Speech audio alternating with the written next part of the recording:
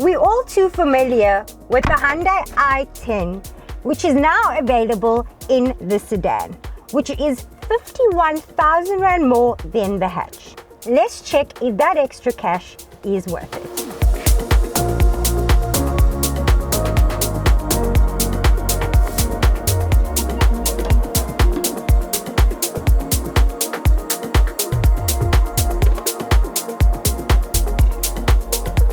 Hi ladies and gentlemen, I just want to say a very big thank you for watching our videos and all your support. Now if you would like to see more of these kind of videos, please subscribe and like and check out our previous videos. And now let's talk Hyundai. Now when it comes to design, guys, we've obviously got our big Hyundai badge, which leads us to our teardrop design headlights and our boomerang look-alike DRLs. Now on the side we've got 15-inch alloy wheels. When it comes to the side of the i10, it is the biggest change, but we'll talk about that in a bit. And then we move along and we've got this interesting looking taillights that has the black and the chrome accents, which is also the full width of the car. And on top of that, you've got your reflectors embedded into your rear bumper. Now, personally, I am not the biggest fan of the design. Now, it is executed okay, but at certain angles, it does look a little bit clumsy. But guys, that's my opinion. Let me know your opinions in the comments. Now, let's take a look at the boot. Now, seeing as it is the sedan, it has a nice wide opening. However, it also does have a very high loading lip. You do have your spare wheel, which is full size with all the tools you need in order to change it.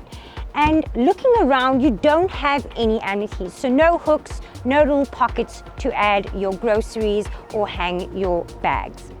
Now, I do want to check whether it is Tiffany friendly. I'm going to pop in one of the largest pieces of suitcases I have, guys. Ooh. Now we're going to check whether it is Tiffany luggage friendly, and well, it looks like it is. Now I do know somebody did ask us to pop a pram in the boot, however we will do that on our next video. Okay, so let's check out the back seat, guys. Now already I noticed something that I did not see in the Vivo, which is your electric windows at the back. Really do like that. Now on the side here, we don't unfortunately have cup holders. However, we do have a bottle holder. It looks like it can hold a 1 liter or 1.5, not too sure. Now, in front of us, we've got our airplane pockets, like, you know, I like my little snack. So if I'm sitting in the back, you've got your rear seat air vents, as well as a USB input, which is pretty cool and nifty. You've also got your 3-point seat belts. So if there are 3 persons sitting at the back, everyone is seated, or rather has seat belts for their safety. Okay, you do have your top tether points for your kiddies. What do you call these things? They're car seats. There we go. They're car seats, as well as your ISOFIX. So Hyundai is definitely making sure that the kiddies are safe at the back. Now, when it comes to the space, it is pretty spacious, guys. As you can see, there is so much room, and I must say, I do like that very much. So let's talk front seat interior. You've got electric mirrors, which is a nice thing, and another thing that I did not see in the Vivo. Moving along, you've got your multi-function steering wheel, which feels pretty nice, and it does have this very interesting red stitching, which I do like. You've got your multi-function display. You've got your touchscreen infotainment system, guys. I'm just going to pop this on, and it does come with your Android Auto and your Apple CarPlay. Now it's already connected, and I do just want to show you the interface on this touchscreen. Once it comes on, there we go. Now it is it's very usable and so responsive, as you can see. So very, very swift. Love that. Moving down, you do got some storage, but what I really like about this is I'm going to call them dials on the aircon. I like the look of that.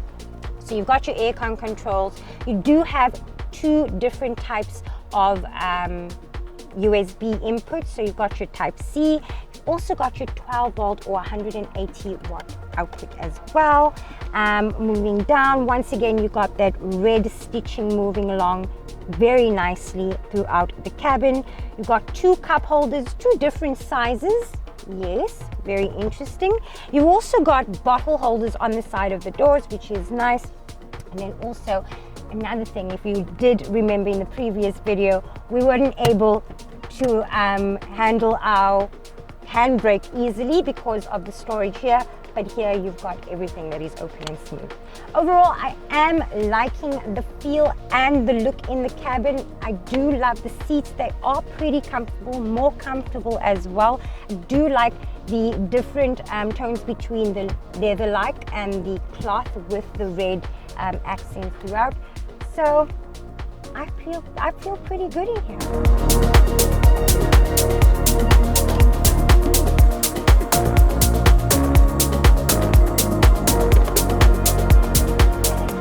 Hey Tiffany, how are you? I am pretty good. How are you? Lovely, lovely, lovely, lovely. Hyundai's new Grand i10, girl. I know, right? Let's see what we are dealing with here. Guys, it's been a week. Tiffany's been driving a lot of budget-friendly cars, which I think is quite nice. So y'all get to see. Yes, it's for you guys. This is why we do what we do. But yeah, let's talk i10. I think we can maybe kick it off with pricing quickly. Okay. So the hatchback, 234,500 rand. The sedan, which we're driving now, is 285,500 rand. 51,000 and more for the sedan. Okay, so what are your thoughts on that? I'm gonna be honest. 51 is quite steep because it's not. I don't think it's that big of a difference. It's not. Joys of joys though. No optional extras. Exactly. What you see here is what you get. Air conditioning, the multifunctional steering wheel, the multifunction display in front of you, the carpets. You see, wat right hier? Jy kan mos nou nog nooit die. To what you call it? We'd have to pay 700 rand for carpets here. Exactly. Or extra for a rear view camera and exactly. BBC. It's all here. Not the best rear view camera in this car, but it's there. Exactly. Yeah, so, but look, an extra 51 for the sedan. I mean, if you are looking for a family car and you obviously need more space, I guess it makes sense. It does, but like you were saying, it's a bit excessive. It is. Just to it is bigger though. It is obviously bigger. The boot is quite big, nice, yeah, for its size. So like I said, obviously if you want more space, it would be better. But I mean, 51 is just a little bit too steep. But anyway, that's just my personal opinion. Yeah, we'll elaborate on that a bit more later. But Tiffany, you are currently occupying the steering wheel, clutch and gearbox. I am. Yes, I'm gonna have to be honest with this one. It's tricky, no? Very tricky. We'll talk about that now. Not, yeah. 4-cylinder, 5-speed gearbox, 61 kilowatt, 140 newton-meters of torque. Now, they say what the fuel consumption is 5.5. We are averaging 6.7, but like you told me earlier, you were driving like an idiot here through. And I saw 5.8. Okay. I saw 5.8. What I do like about this car is different, and as you can probably feel, is the gruntiness of this little 1.2. Yes, it has a bit of an attitude. Yeah, it's got just enough. Yeah. Just enough. I like that it's a 4-cylinder as well. Yeah. But yeah, the clutch on here. I'm struggling, guys. I'm not the worst driver. Could it possibly be that this unit we just have is faulty? I feel like that's what it is. Because the clutch is like on the floor. Yes, it feels like a faulty clutch. And maybe, I don't know, maybe it could be that. But it is really, it's not good. Those of you who have Hyundai i10s, please let Tiffany know in the comments below. If it's just a Hyundai i10 thing, or is there something wrong? Because I'm not liking the feel of the clutch. Look, I do like the feel of the steering wheel. It's very responsive.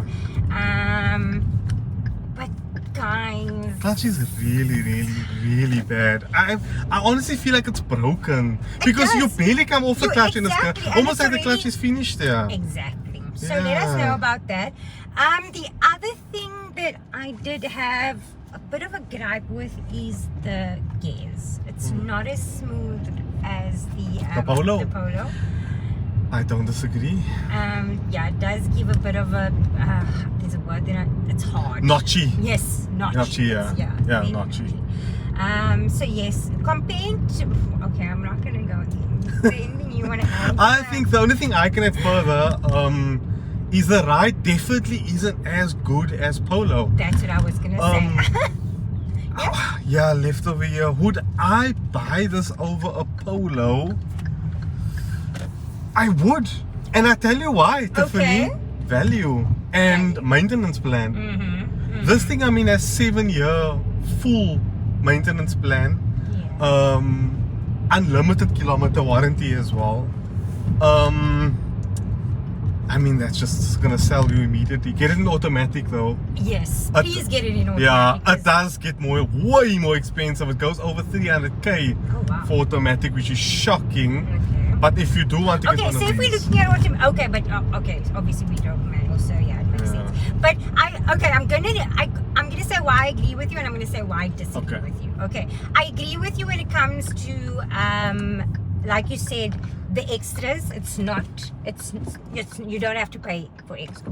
there we go. There's the clutch. Exactly. And Tiffany can drive a clutch. Nice, no? Exactly. It's Like not even that I'm impressed. it's not that I can't drive a clutch, guys, but this clutch is really something else. But nonetheless, like I was saying, with regards to the Vivo, the extras is something that you don't pay extra for. So that is something that I do like. It's no unnecessary charges and costs.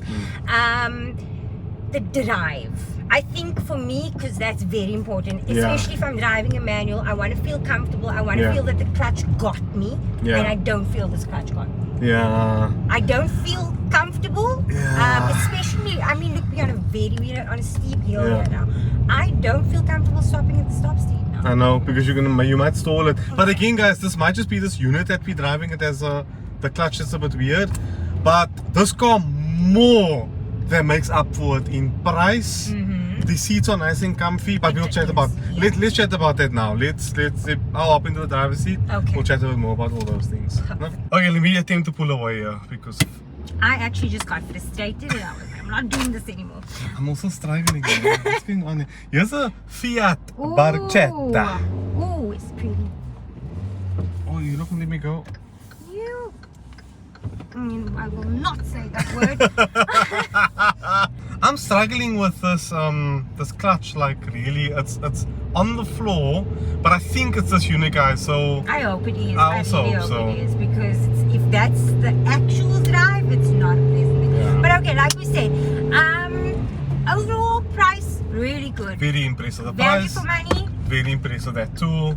I must also say something as well with regards to the cabin, and obviously in comparison with the Vivo, this is, look, it's obviously not much more luxurious, but the feel and the look is different. It is. It feels more nicer and lighter in here. It is. And it doesn't look as inexpensive because it has, you got the two-tone seats, not two-tone, but the leather feel and the cloth and the red accents everywhere. So it does even look.